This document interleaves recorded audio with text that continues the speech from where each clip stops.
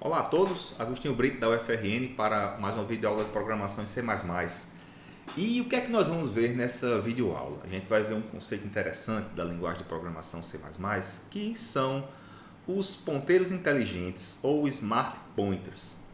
Para que servem os smart pointers? Qual é o objetivo deles, num programa que você desenvolve em C++? Os smart pointers eles têm um recurso bem interessante que muitas linguagens de programação provê, que é a possibilidade de você facilitar o seu processo de gestão de memória. Então vamos ver um pouquinho sobre o que são ponteiros brutos, né, e em que é que eles limitam aí a tua possibilidade de fazer gestão de memória. Como é que os ponteiros inteligentes eles podem resolver algumas dificuldades que são comuns, né, são inerentes para um programador de C++ que lida com ponteiros brutos. O que é que a gente chama de ponteiros brutos? Em C++ a gente tem um recurso, né, bem interessante para lidar com alocação dinâmica de memória, que são os operadores new e delete. A gente normalmente precisa que a alocação dinâmica, quando você vai realizar na linguagem, seja feita com um desses dois operadores, ou new delete. New se você for alocar só um elemento, new colchete se você for alocar mais de um elemento, new delete não, né? New colchete, perdão. E ele precisa que o programador ele tenha um olho muito bem treinado, ele seja muito bem habilitado, muito cuidadoso nesse processo de fazer alocação e liberação de memória. E tem uma regra básica que deve ser realizada, deve ser bem observada pelo programador, é que para cada alocação dinâmica que você realiza, tem que existir uma liberação equivalente para ela. Eles trabalham como carne em unha, são um par que não deve ser separado. E muitas vezes o que ocorre, a alocação dinâmica ela pode ser feita num trecho do código e numa determinada função, e a liberação pode ser feita em outro local. E esse processo às vezes de liberação e alocação de memória, ele é bem complexo para que um programador ele consiga fazer a gestão de forma bem feita. E o que ocorre quando você aloca um bloco de memória e às vezes você esquece de liberar? Ocorre um negócio chamado de vazamento de memória. A memória começa às vezes, o processo de alocação serem feitos, muitas vezes de maneira exaustiva, e quando você se dá conta, você não tem mais memória no programa, ou o sistema não tem mais memória disponível para ser alocada para uma nova necessidade. Isso e nesse caso ocorre o que se chama de vazamento de memória ou um memory leak. Logo, para cada new tem que haver um delete. E isso é bem trabalhoso de se gerir, de se trabalhar. É uma limitação. Ponteiros brutos, como esse que a gente acabou de mostrar, os ponteiros alocados com o new e o delete, a memória alocada dessa forma, eles são muito rápidos, eles são feitos para que você tenha eficiência. Mas quando o processo de gestão de memória é algo importante, eles podem ser o calcanhar de Aquiles do desenvolvedor. Em que sentido? Com muita memória alocada, ainda que os blocos de memória sejam pequenos, você vai ter que ter muito cuidado nesse processo de gestão. Se você, por exemplo, trabalha com criação de uma interface visual, de um programa que lida com uma quantidade de objetos muito grande, você tem que estar fazendo esse processo todo de alocação e liberação de memória para cada um desses objetos. E as estratégias alocadas muitas vezes dependem de uma hora em que aquele ciclo de vida do objeto vai ser finalizado. Você não tem muito controle sobre em que hora isso vai acontecer.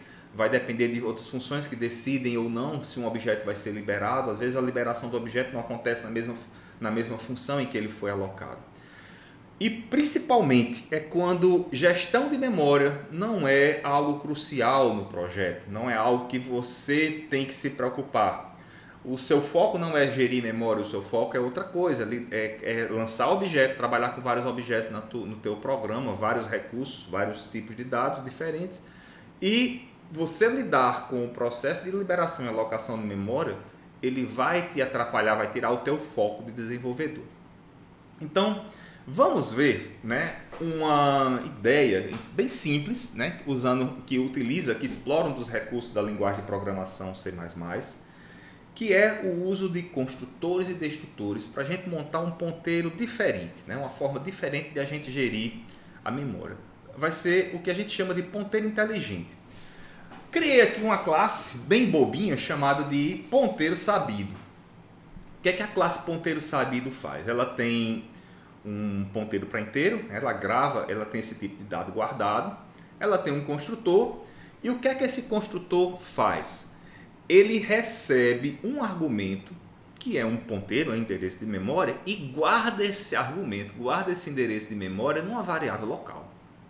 Então ele fica guardando esse endereço de memória na variável local, e quando o ponteiro sabido, o objeto da classe ponteiro sabido, ele vai finalizar, antes de finalizar, existe um destrutor que libera aquela memória que tenha sido alocada, que tenha sido passada aqui no construtor da classe. Então, como é que vai funcionar o ponteiro sabido? Ele vai receber um endereço de memória previamente alocado e ele se encarrega de liberar a memória. Em que é que esse negócio modifica, em que é que esse negócio facilita a tarefa do programador? Facilita a tarefa do programador na forma que você só precisa alocar a memória. Deixa que o destrutor libere no momento em que for necessário. E agora, o que é que você precisa fazer para que você possa utilizar aquela variável, aquele objeto da classe ponteiro sabido, como sendo um ponteiro comum, como você usaria ele no dia a dia, né? Utilizando a sintaxe comum de um ponteiro. A gente só implementa o operador asterisco, a sobrecarga do operador asterisco dá para ser implementada.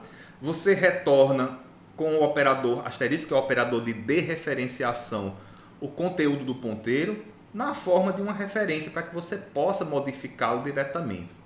E aí, com uma classe como essa, o que é que você consegue? Você consegue utilizar o ponteiro como se fosse um ponteiro comum, como outro qualquer, e com a vantagem, o destrutor se responsabiliza pela liberação da memória. Ele que chama o delete. Vamos fazer aqui um uso, né, bem simples, né, do ponteiro sabido. Vamos executar aqui o programinha ponteiro sabido para ver o que é que ele faz. Deixa eu pegar aqui o meu terminal, que ele está escondido aqui em outra aba, aqui aqui no meu ambiente. Vamos compilar o nosso código. G++, ponteiro sabido.cpp, -o, ponteiro sabido, ponteiro sabido. Olha aí, eu consegui recuperar o conteúdo do ponteiro. Veja, não é mais um ponteiro para inteiro, é um objeto de uma classe, mas ele opera como se fosse um ponteiro, uma forma bem conveniente. E quando você vai sair do código, vai sair do seu programa, da sua função principal, o destrutor da classe ponteiro sabido é executado, o destrutor do objeto PO_PONT é executado e aí a memória para ele é liberada.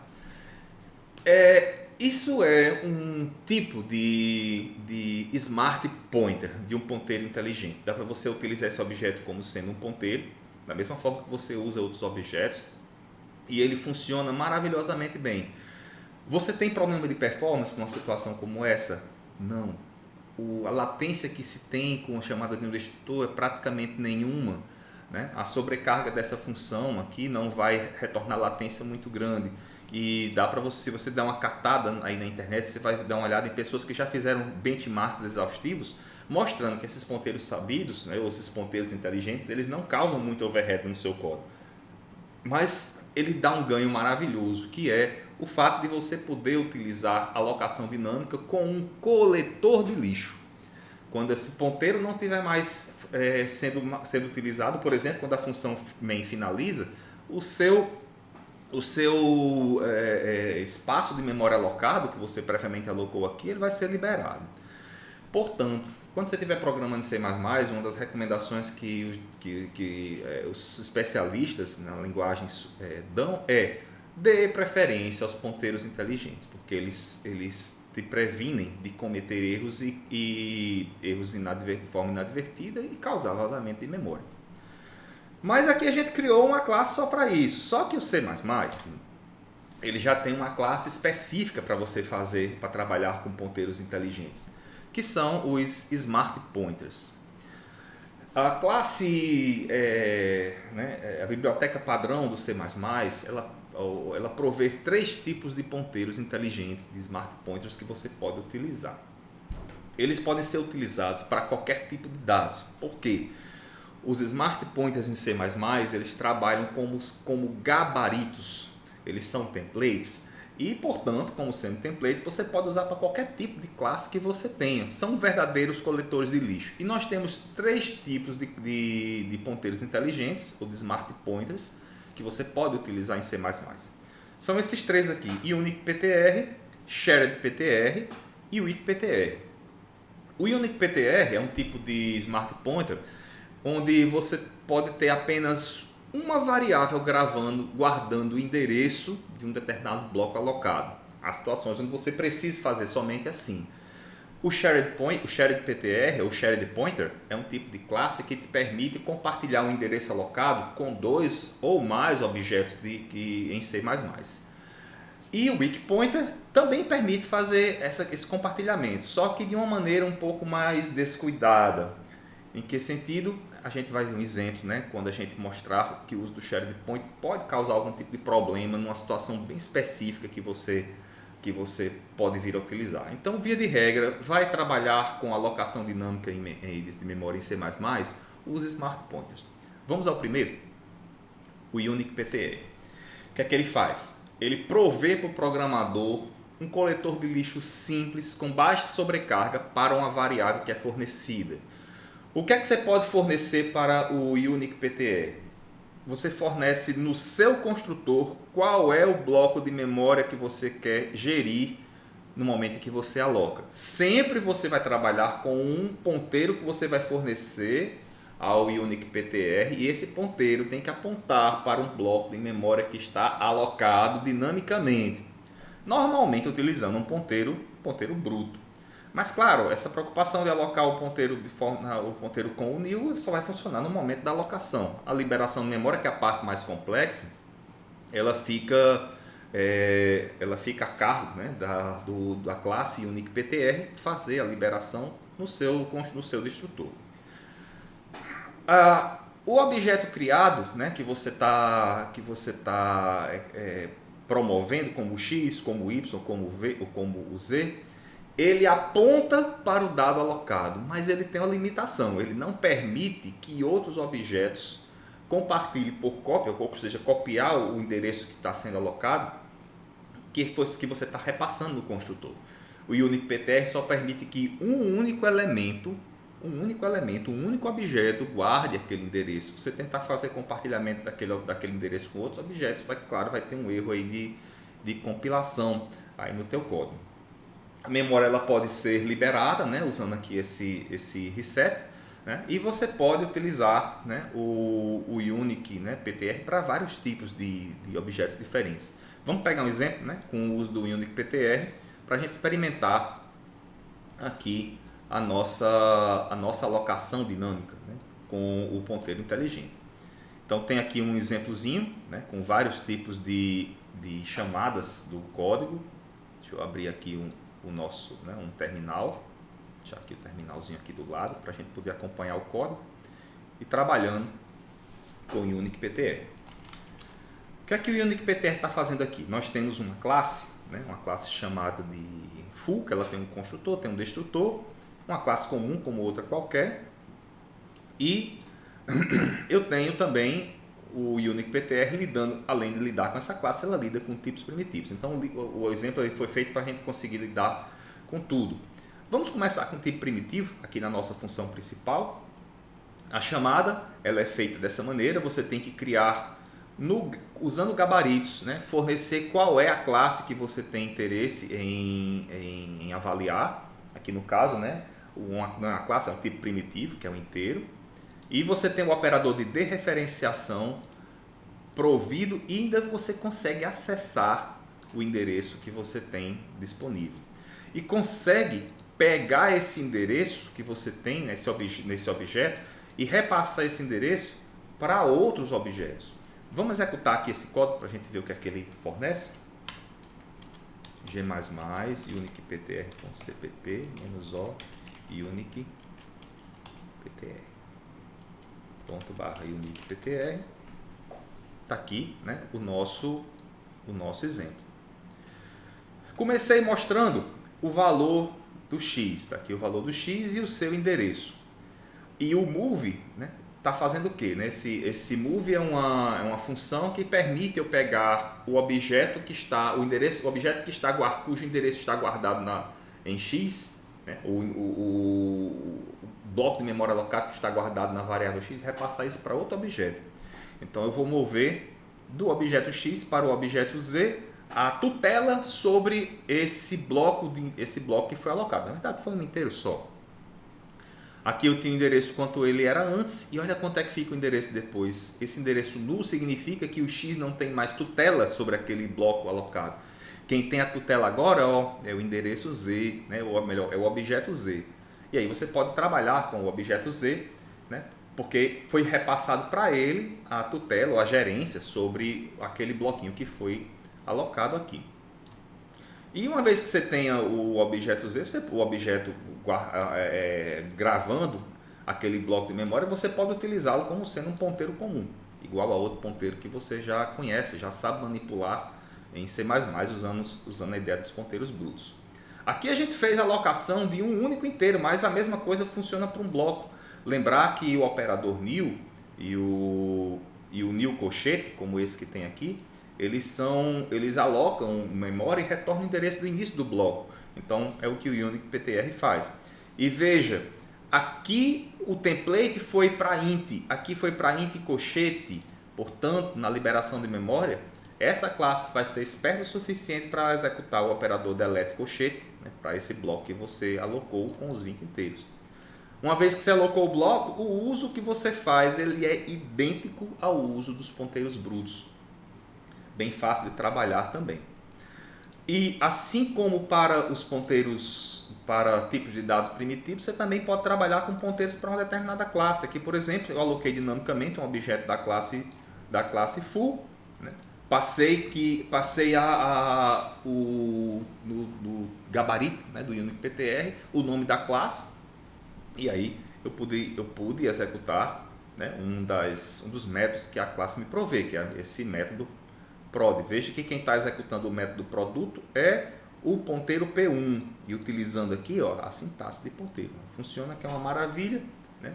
E funciona também antes de você sair do teu código, os processos de construção e destruição. Construtor executado quando o objeto é criado e logo depois, antes do programa finalizar, olha quem é executado, o destrutor da classe. Eu já coloquei aqui o destrutor com uma mensagem na saída só para enfatizar que a liberação da memória está acontecendo e quem está fazendo isso é o objeto P1 no momento da sua finalização. É o destrutor do P1 que está fazendo isso. Ele está chamando o destrutor dessa classe aqui. Então quem faz tudo é a própria classe unicptr. Só lembrando que unicptr ele funciona bem, mas funciona bem para um objeto apontando para um bloco de memória. Ele não consegue compartilhar essa cópia com mais de um objeto. Quem consegue compartilhar essa cópia é um segundo tipo de classe, que é a classe chamada sharedptr. A sharedptr ela consegue compartilhar mais de um objeto. Aqui, por exemplo, eu tenho um objeto x que eu associei com esse bloco alocado para o objeto da classe full, e o y agora está compartilhando a memória com x. Ele é bem parecido com o uso do unicptr, a diferença apenas é que ele tem construtores e esse operador de sobrecarga igual, que permite que você compartilhe aquele endereço que o x guarda, que o primeiro elemento guarda, com outros objetos. Vamos ver lá, né? Lá no código, que fica mais fácil de a gente entender ou abstrair essa ideia do sharedptr.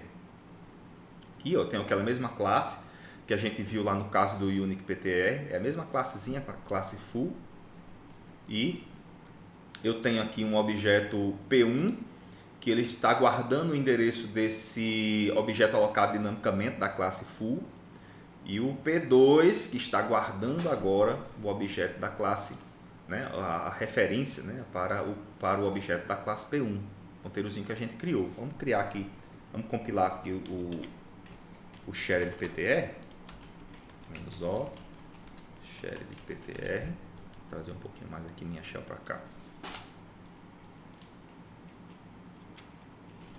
-l pthread, porque eu estou utilizando um thread para mostrar que você pode executar isso em várias filas de execução também. ./shared ptr, olha lá, aqui eu consegui executar o método do cálculo do produto utilizando o objeto P1 aqui, ó, e utilizando o objeto P2. E olha lá, para o objeto P1, quantas referências ele tem associado para eles? 2 referências. Então você consegue descobrir quantos objetos estão apontando para uma determinada memória compartilhada. E o que acontece? Se você tiver, digamos, 3 objetos apontando para uma memória que foi alocada, se você finalizar o primeiro objeto, aquele bloco, o destrutor daquela memória alocada não é chamado. Se você finalizar o segundo objeto, também não. Quando você finalizar o último, aí sim a memória é liberada, a memória é disponibilizada para que outros objetos possam utilizar isso através de outras chamadas. Então, enquanto tiver gente apontando, algum objeto apontando para aquele bloquinho, né, o shared PTR não vai fazer a liberação da memória. E a coisa está funcionando aqui, né, para esse foo, né, essa função que eu estou chamando aqui de foo, ele está passando o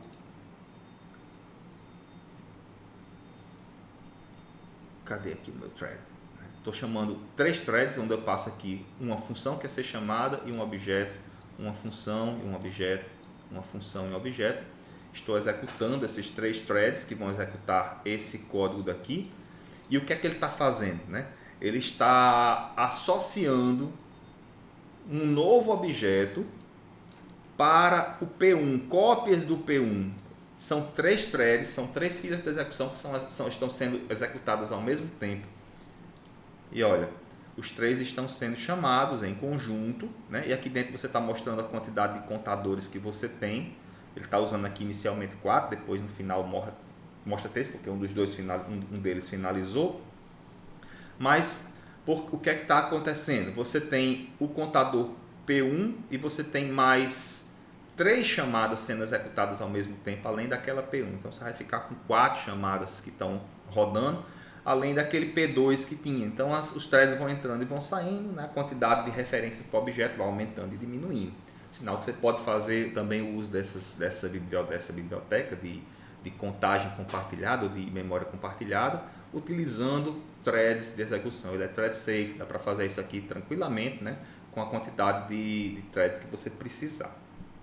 Então, esse é o uso do shared PTR. Você pode compartilhar o bloco que você alocou com outros objetos também. Só tem um problema com o shared PTR, que é quando esse efeito acontece. Um negócio chamado de dependência circular. Às vezes você tem um objeto de uma classe, 2 objetos parecidos, como por exemplo o ponteiro A e o ponteiro B, são 2 objetos dessa classe de um ponteiro compartilhado que você criou. O objeto PTRA aponta para o objeto PTRB em algum local do seu código. E o PTRB aponta para o PTRA em algum outro local. O que acontece no momento que o programa vai finalizar? O PTRA, para ele finalizar, ele precisa que o PTRB esteja finalizado antes. Mas o que acontece com o PTRB? Como ele aponta para ele, precisa que o PTRA também esteja finalizado. Aí o que acontece? Esse ciclo que vai acontecer, em que o destrutor de um vai procurar fazer a limpeza, né? Antes garantindo que o destrutor do outro esteja finalizado, esse ciclo nunca acaba, porque o contador de usos ele nunca vai ser finalizado. Resultado, o programa finaliza e os destrutores não chegam a ser chamados. Isso é um efeito chamado de dependência cíclica, né? Quando um objeto depende do outro para finalizar e nunca um dos dois termina primeiro. Então, esse tipo de problema ele acontece. E eu vou mostrar para vocês como é que ele acontece num código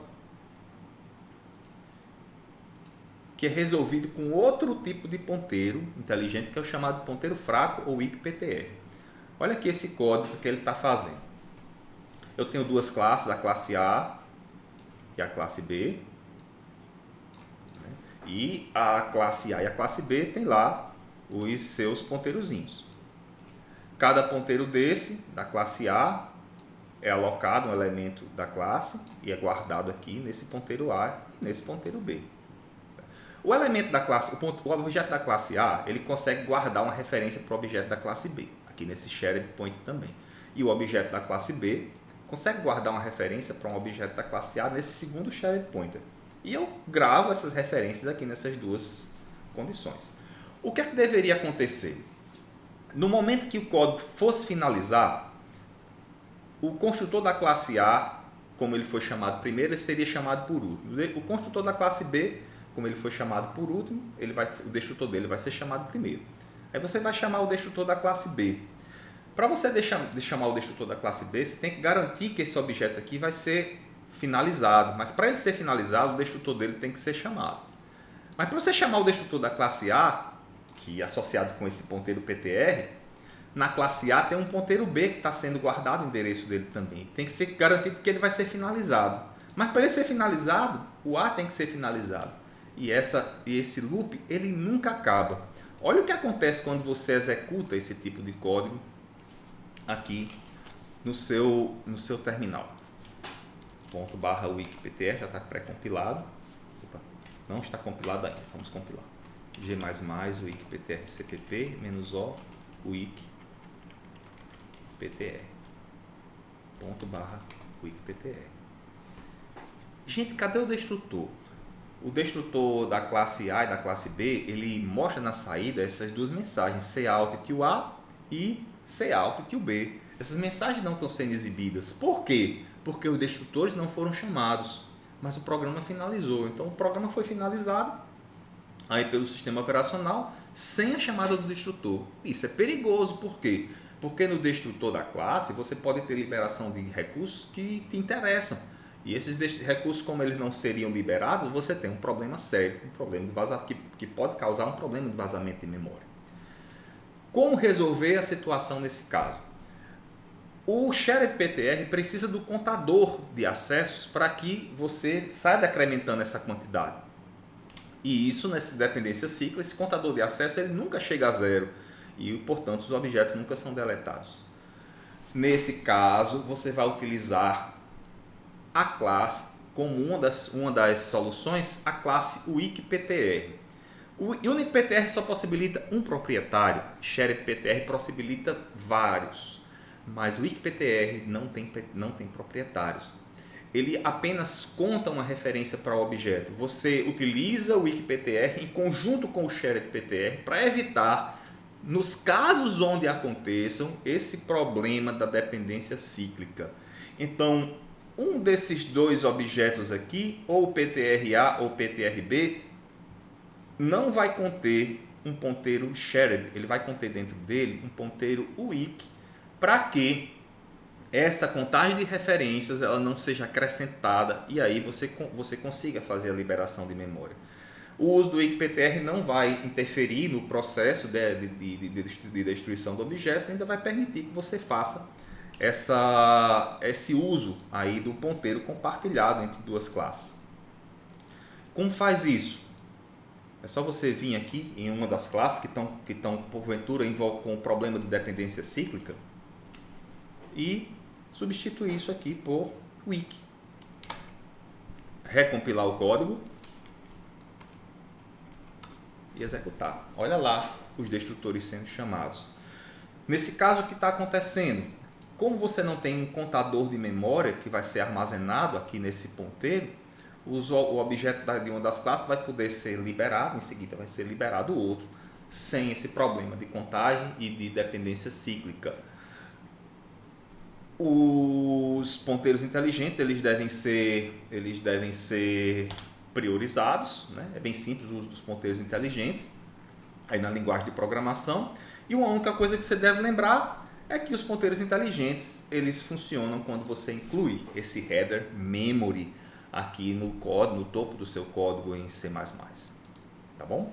Então, é isso. Eu espero que vocês tenham gostado aí dessa videoaula, trabalhando um pouquinho sobre ponteiros inteligentes. E voltamos aqui até em outra oportunidade para a gente trabalhar um pouquinho mais sobre programação em C++ com vocês. Até a próxima oportunidade.